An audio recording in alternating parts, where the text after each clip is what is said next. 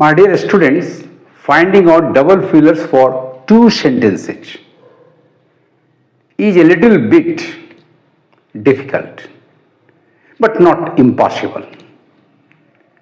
यदि आप मेरे ट्रिक्स को ध्यान से फॉलो करें, वीडियो को शुरू से अंत तक वॉच करें और मेरे ट्रिक्स और मेथड्स को बखूबी समझ लें, तो ये काम बिल्कुल आसान होगा. It will be a child's play for you.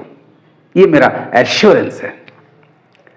तो आज मैं SBI PO मेंस को टारगेट करते हुए डबल फीलर्स टॉपिक के जरिए ये बड़ी आसानी से समझाने के लिए आया हूं कि कैसे आप टू सेंटेंसेस के हर सेंटेंस में दिए गए टू ब्लैंक स्पेसेस के लिए सेम डबल फीलर्स को कैसे सिलेक्ट करेंगे. बिल्कुल आसान है, घबराने की जरूरत नहीं है, क्योंकि मैं आपके साथ हूं. सबसे पहले दोनों सेंटेंसेस को ध्यान से पढ़ लें. The 6-day war was the last unalloyed military victory for Israel and the start of a blank space from existential wars against Arab states which it always won to blank space campaigns against non-state militias which it could never wipe out. Sentence number 2 है, he sees these dualities as having been maintained through the blank space by a deliberate and blank space general amnesia. First option आपका है transition, second एनर्वेटिंग, दोनों blank spaces के लिए. B में आपका है progression invigorating for the both blank spaces in both the sentences. C है concatenation exhilarating, D juncture frivolous and E movement enfeeble. इन 5 पेयर्स का अर्थ यदि आपको पता है तो बहुत आसानी से आप टैकल कर सकते हैं. ब्लैंक स्पेस के इर्द गिर्द के शब्दों के आधार पर पजल आउट करने की कोशिश भी करना ट्रिक्स में से एक ट्रिक होगा, जो कि आपको सफलता की ओर ले जाएगा.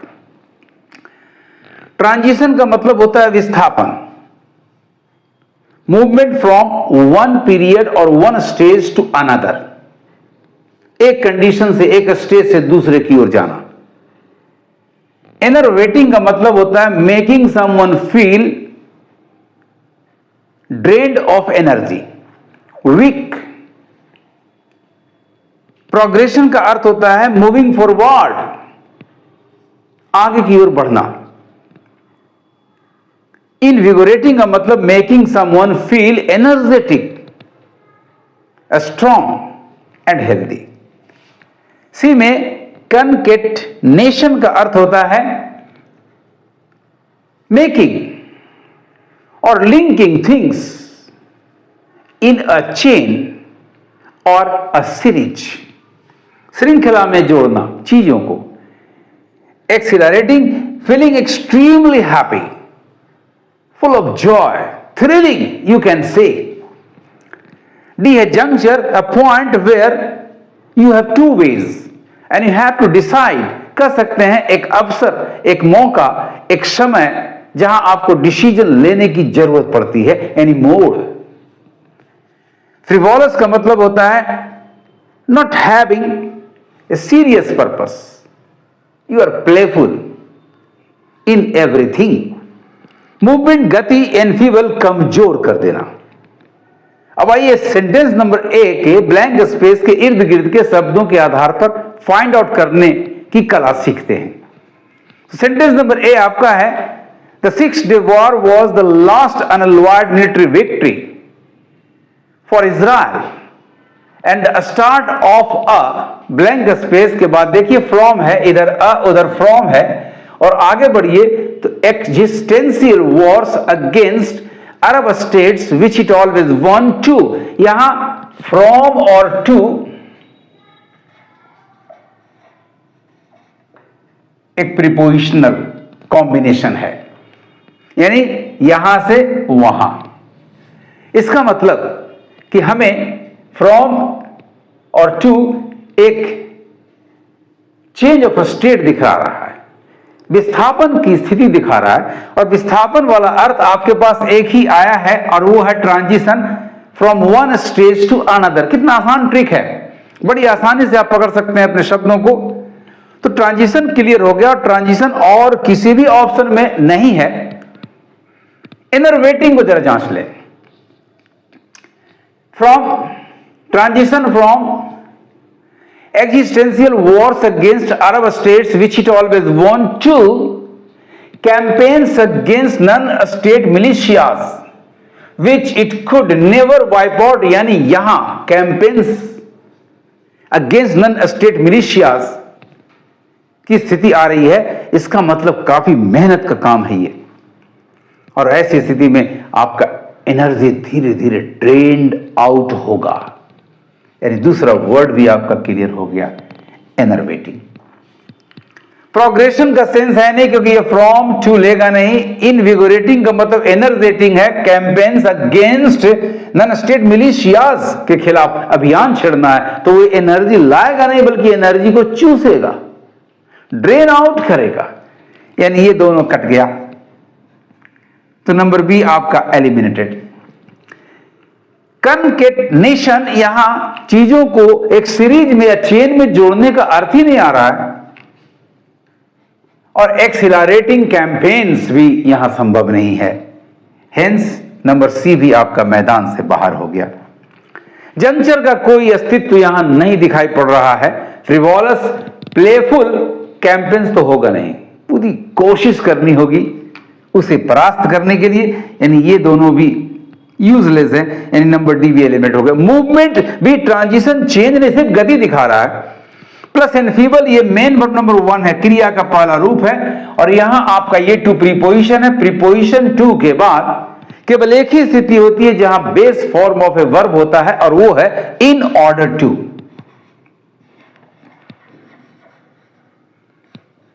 इसके बाद मेन वर्ब नंबर 1 आता है।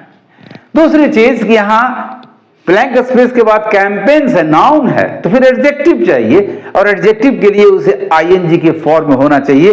अतः आपका मूवमेंट और इनफीबल भी मैदान से बाहर हो गया, यानी नंबर ई भी एलिमिनेटेड हो गया। Right answer is number A. अब इसे सेंटेंस नंबर बी में भी हम फिट करके देख लें, जांच लें कि ये मीनिंगफुल, कंटेक्चुअली मीनिंगफुल सेंटेंस को बनाता है या नहीं। He sees these dualities as having been maintained through the transition. Very good. Through a transition, विस्थापन का अर्थ यहां फिट हो रहा है। By a deliberate and enervating general amnesia, amnesia total या partial loss of memory, भूल जाने की स्थिति या बीमारी या दशा कह सकते हैं। तो वो इनविगोरेटिंग होगा नहीं, एक्सिलरेटिंग होगा नहीं, फ्रीवोलस नहीं होगा, एनफीबल तो ऐसे ही नहीं आ सकता क्योंकि प्रीपोजिशन के बाद में भगवान आएगा नहीं। यानी सेकंड सेंटेंस बी में भी आपका राइट कॉम्बिनेशन यही बैठ रहा है, ट्रांजिशन, एनर्वेटिंग। तो सेंटेंस नंबर ए में आ गया आपका फर्स्ट फिलर ट्रांजिशन, और ठीक यही फिलर सेंटेंस नंबर बी में भी आ रहा है फर्स्ट फिलर के रूप में, ट्रांजिशन। और सेकंड फिलर आपका आ रहा है एनर्वेटिंग। कैंपेन्स के लिए बिल्कुल सटीक एडजेक्टिव आ रहा है क्योंकि अगेंस्ट नन स्टेट मिलिशिया, और यहां है जनरल एमनेशिया, दोनों में ये फिट बैठ रहा है। एनर्वेटिंग वर्ड पावर आपका अच्छा होना चाहिए माय डियर स्टूडेंट्स, इससे आप बच नहीं सकते हैं। और सेंटेंस नंबर बी में भी सेकंड फिलर आपका हो गया एनर्वेटिंग। Look, your sentences are grammatically and contextually meaningful way में completed हुआ। Sentence number A, the 6-day war was the last unalloyed military victory for Israel and the start of a transition from existential wars against Arab states which it always won to enervating campaigns against non-state militias which it could never wipe out. Sentence B भी बिल्कुल सटीक आ रहा है इन दो शब्दों को लेकर. He sees these dualities as having been maintained through the transition by a deliberate and enervating general amnesia. The right answer is thus number A. First filler दोनों के लिए, ट्रांजिशन सेकेंड वन दोनों के लिए एनर्वेटिंग. स्टूडेंट्स, आपको मेरे tricks कैसे लगे कमेंट जरूर करेंगे और इस वीडियो को हाइप, लाइक और शेयर करना कतई नहीं भूलेंगे. Thank you for watching my video.